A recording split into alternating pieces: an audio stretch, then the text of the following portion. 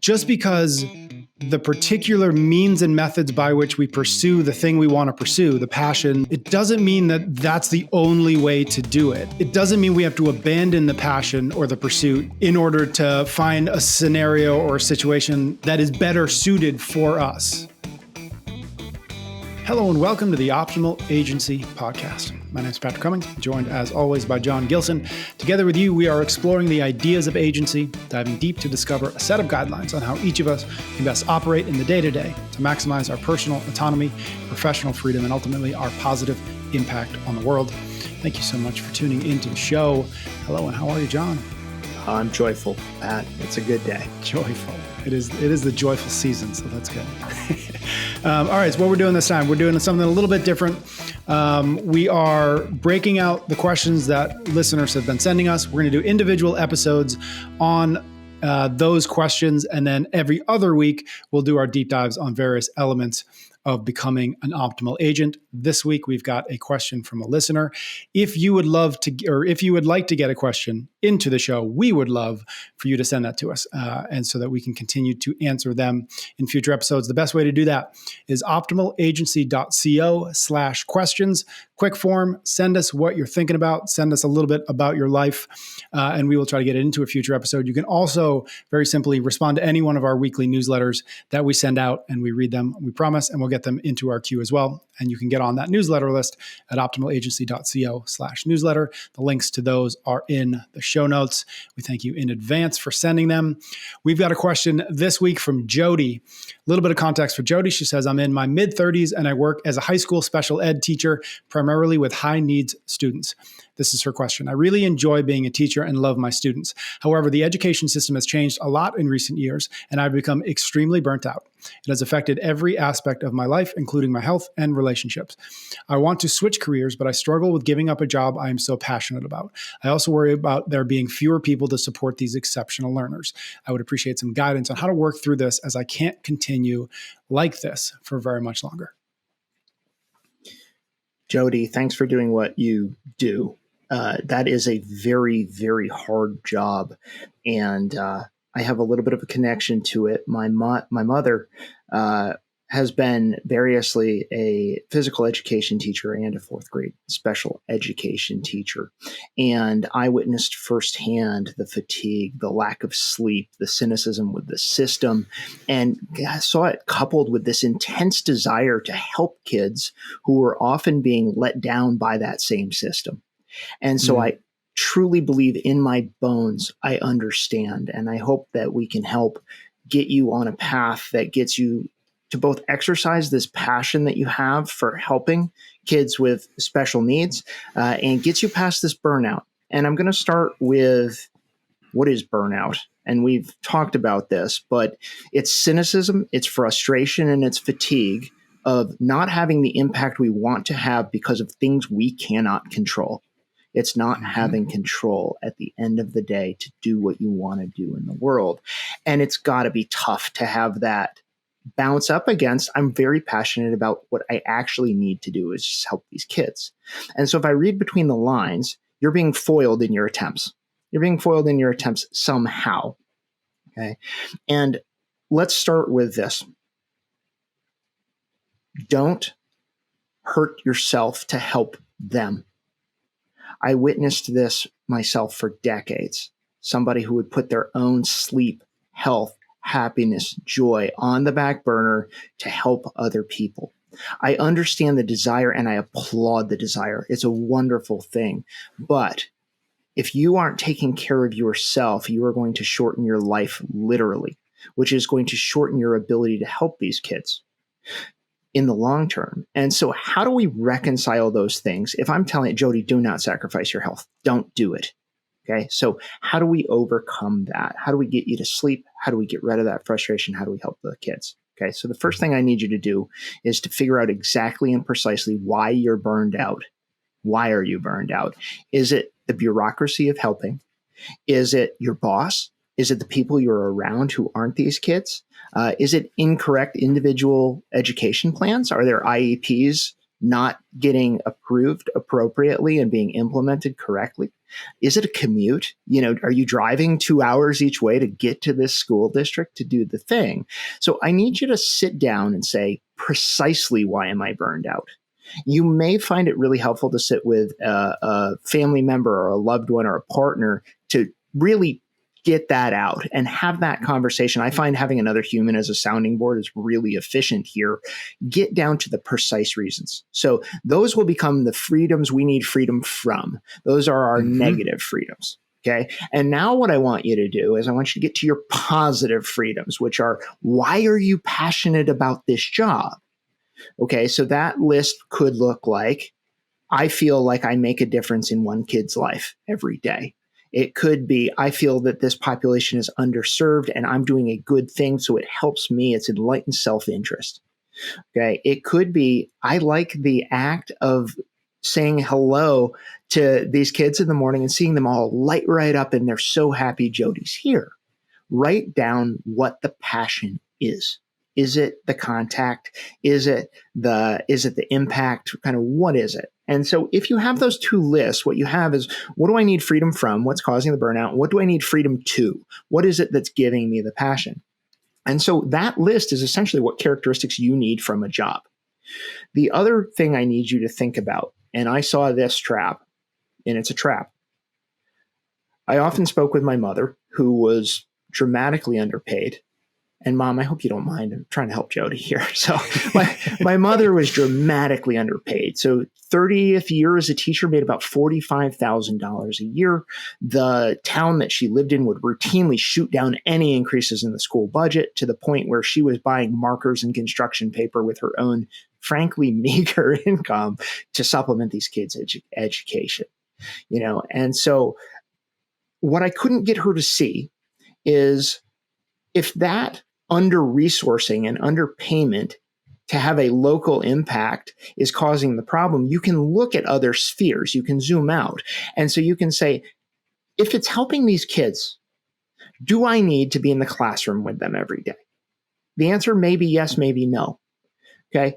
If no, what are the alternatives to this? And I want to point out a couple, because I spent some time researching this for you to say, what can you do? Okay, so the first thing is, if your school district is the problem, can you get to a different school district? Maybe it's better funded. Maybe it has more of a concentration on special education. Maybe it just has a higher tax base. And frankly, those things tend to go hand in hand. If you find a wealthier community, you'll be given more resources to avoid burnout. Now, I understand there's a conflict there. You want to help the kids who need the help the most. The kids who need the help the most are, by definition, the kids who aren't getting the help.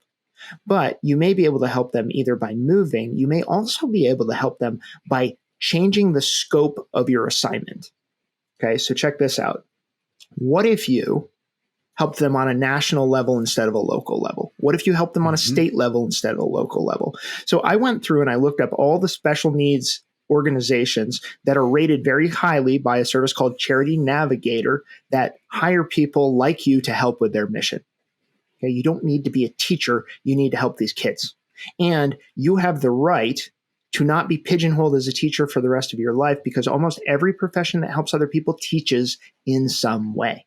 Okay, so the Special Olympics is a massive employer based in Washington, D.C., 99% approval by Charity Navigator, and they desperately need help.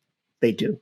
I looked, I think there were 12 or 15 job postings on specialolympics.org this morning. United Cerebral Palsy. My little brother has a mild case of cerebral palsy stemming from an incident during birth. And so they similarly have a 4-star rating from Charity Navigator and are employers. Let me just go through a few more of these so you can check them out yourself. The ARC is worried about accessibility and equity for the neurodiverse, for the special needs, and making sure that they get the opportunities they need to thrive in life. Another 100% Charity Navigator rated place to go. Easter Seals, not 100%, but probably one of the longest running places that helps. And they help not only at young ages, but through lifespan. Look at these places, contact these places, see if you can help, if that's of interest to you. Okay. The other thing that I thought of, because this is where my mind goes, I've worked in tech and startups and just, health and wellness, really my whole career. Are there any entrepreneurial options? So I looked up startups in what's called ed tech. Okay. Ed tech is just what it sounds like. It is software that helps the educational process. And I looked up ed tech for special needs. It turns out I almost got bored with the list. And Patrick, let's put that link in the show notes. I put it in our site prep, so you can see that list. It's gigantic, of technology meant to help special learners. And don't be put off by the fact that you can't code.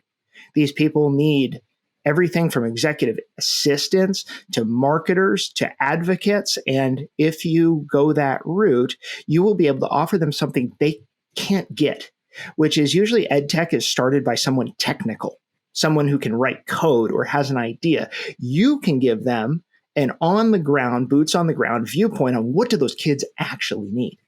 Okay. And if you're really good at that, Jody, if you really know what those kids really need and they're really not getting it, the New Schools Venture Fund at newschools.org gave out $25 million last year to startup founders who are attempting to develop tech specifically for special needs populations. So what I'm saying is the things you know and the things you care about are things that you can pursue through any number of avenues. Reject the idea that you have to be a teacher. Reject the idea that you have to make that impact on the local level. If you can't, and that's where you want to be, and that's why you're passionate on the local level, find a better place to ply your trade, right? One that might pay you better, one that might give you more resources, one that doesn't shoehorn IEPs into some nonsense that was legislated by a state legislature that has no clue what you need to do. Find a better place. But I hope that opens it up for you. And I can't say it with any more passion myself how much I appreciate your situation, who you are, and how blessed I feel that you gifted us with this question. Thank you.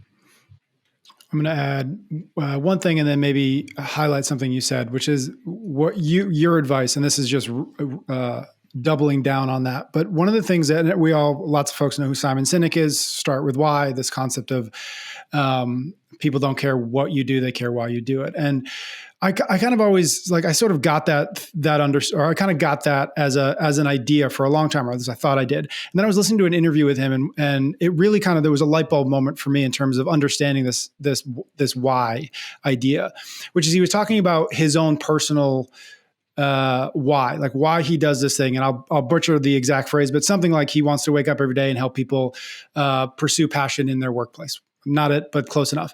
And what he was saying was, right now, the way I do that is I write books and I speak. But that doesn't mean that I'm a writer and I'm a speaker. It just means that right now, this is the best method I have to pursue this particular why that I have. It may be in a year I'm doing something else. It may be in 5 years I'm not writing anything. And I bring that up to say, because I think that this is a really nice thing that you're pointing out, which is just because the particular means and methods by which we pursue the thing we want to pursue, the passion, the interest, it doesn't mean that that's the only way to do it. It doesn't mean we have to abandon the passion or the pursuit in order to find a scenario or a situation that is better suited for us. And I think that's what Jody is struggling with a little bit. It seems like a very light switch on and light switch off, which is either I help kids who I really love helping, or I don't help kids. And that's the crux of the challenge, which is why I love your advice so much. It's not a light switch. It's a move the room. Don't worry about turning the light switch on and off. Find a better room to be in. And that I think is something we forget really, really quickly, because it is hard to say, I'm gonna take 3 steps backwards and answer these questions and recognize, oh, there are lots of ways in which I could help these kids. There are lots of ways in which I can help these kids and not hurt myself at the same time. Yeah, you can help those kids and help yourself. They're not mutually exclusive things. Yep. And gosh, if there's anything that comes out of this that is important, it's that. And then, it makes me think of, there's an author named James Altucher, and he's written a bunch of books in that Seth Godin format of, rapidly prints a book a year for 10 years kind of thing. So I'm not even going to remember which of his books this is from. But he essentially talks about idea generation as a skill and how you can sit down in the morning. And it works really well first thing in the morning and come up with 10 ideas. Say, what are 10 ways I could help these kids? And you kind of don't allow the constraint. You don't say, if I could help these kids, if I didn't live in Indiana, I could help these kids if I didn't have a lack of money. You don't allow the constraints. You just say, what are 10 ideas? And what Altucher does, which I think is really great, is you don't just generate ideas about your problem. You generate ideas about any problem. So if you, Jody, wanted to really develop this muscle, you might also say, what are 6 ways that I could stop kill shelters from existing in the United States, right, for animals? You could say, again, what are 10 ways to help special education kids that don't involve seeing them at school? What are the other aspects of their lives? You could say, what are 10 ways that I would end my commute entirely? And you can go and go and go. What are 10 toys that I'd make for a kid with special needs? And go and go and go and do it daily.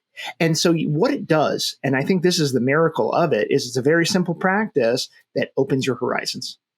Because in reading the text of your question, and that's all we have to go on, unfortunately, what I see more than anything, and Pat, I think you hinted at this, is the light switch idea, the binary, that there are infinite possibilities and you see 2. And so how can we develop that muscle that allows me to see hundreds of possibilities? Well, by practicing. I love that. I forgot about that exercise from James Altucher. That's a good one. All right. Thank you, John. Thank you especially to Jody. If you would like to get a question into a future episode, we would love it. Head to optimalagency.co/questions. Let us know what is on your mind and in this pursuit of agency, in this pursuit of health, wealth, and time. The link is in the show notes. We look forward to hearing from you. John and I will be back next week for another episode of the Optimal Agency Podcast.